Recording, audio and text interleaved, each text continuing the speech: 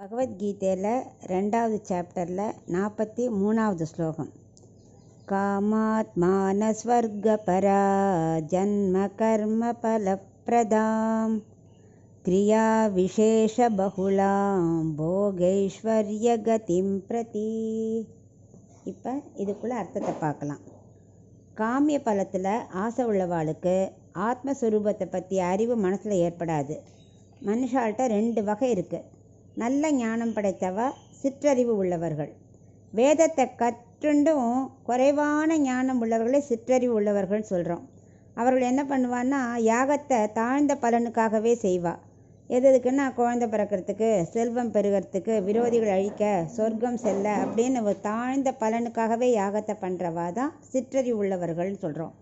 இவர்களுக்கு சொர்க்கந்தான் சிறந்த பலன் நினச்சின்னு இருக்கா. இவர்கள் எப்படின்னா பூ பூத்தது போலன்னு சொல்லுவாள். அதாவது சில மரங்கள் என்ன பண்ணும், பூ மட்டுமே பூக்கும், அதில் காய் பழம் எதுவும் வராது. அதே மாதிரி வெறும் அழகுக்காக குரோட்டன்ஸ் வைக்கிறது. இந்த செடியெல்லாம் பார்க்க மட்டுமே அழகு, ஆனால் பகவானுக்கு உபயோகப்படுத்தப்பட முடியாது.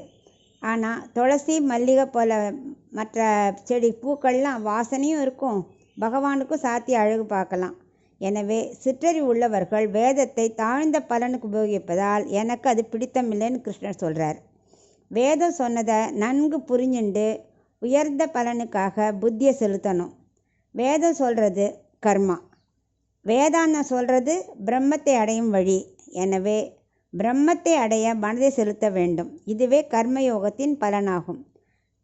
எனவே தாழ்ந்த பலனுக்காக கர்மாவை செய்து சொர்க்கமே சுகம்னு நினச்சிட்டு இருந்தாக்க அவள் என்ன பண்ணுவா, அந்த புண்ணியம் முடிஞ்ச உடனே மறுபடியும் பிறக்கணும்.